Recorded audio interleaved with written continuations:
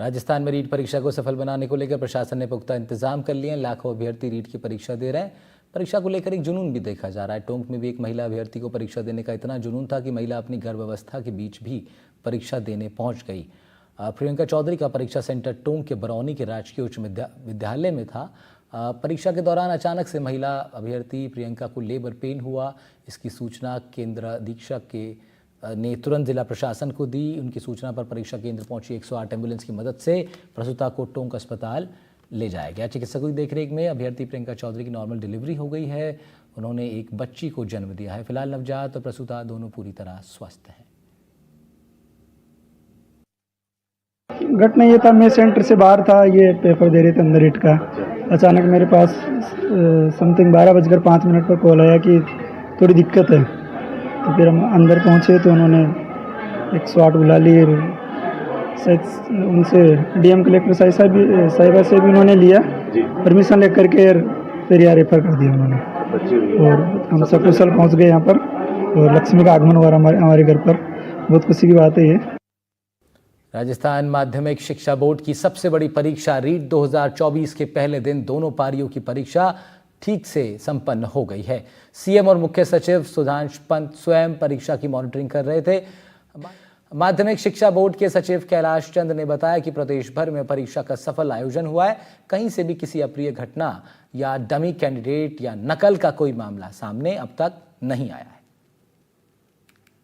माध्यमिक शिक्षा बोर्ड द्वारा रीट परीक्षा की पहली और दूसरी पारी किसी भी अप्रिय घटना नहीं होने के साथ संपन्न हो गई है। परीक्षा देने आए अभ्यर्थी अपने अपने घर लौट रहे हैं।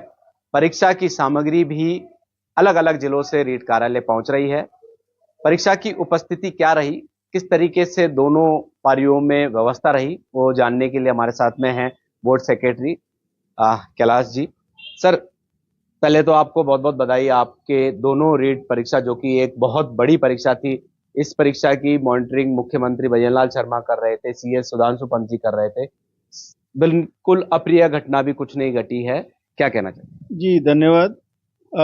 सभी के सहयोग से, जिसमें कि परीक्षार्थी भी शामिल है, आम जन भी शामिल है, परीक्षार्थियों के अभिभावक भी शामिल है, सभी जिला परीक्षा संचालन समितियां और उनके माध्यम से जितने भी कर्मचारी अधिकारी इस रीट परीक्षा से जुड़े हुए थे, इन सभी के सम्मिलित सहयोग से आज की रीट परीक्षा की प्रथम और द्वितीय पारी सकुशल संपन्न हो गई है, जिसमें कि किसी भी तरह की कोई अप्रिय या अवांछनीय कोई भी घटना नहीं हुई है।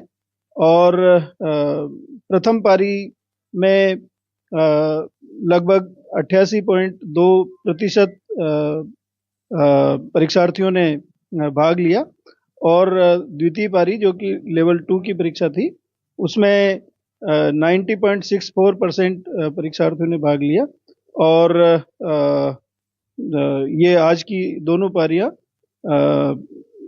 अच्छे तरीके से संवेदनशीलता और पारदर्शिता के साथ में और गोपनीयता को बनाए रखते हुए आज की परीक्षा संपन्न हुई है।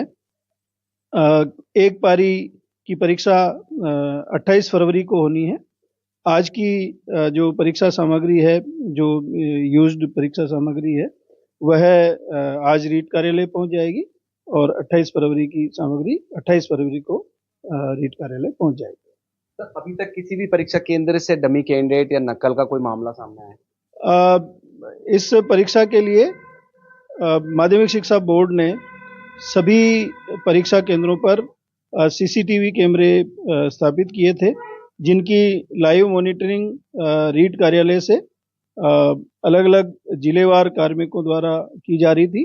और माननीय बोर्ड प्रशासक और सेक्रेटरी और सारी टीम दिन भर इन सीसीटीवी कैमराज के माध्यम से लाइव मॉनिटरिंग यहाँ से रीट कार्यालय से कर रहे थे। और इसके साथ ही बायोमेट्रिक और फेस रिकॉग्निशन के माध्यम से परीक्षार्थियों को प्रवेश दिया गया।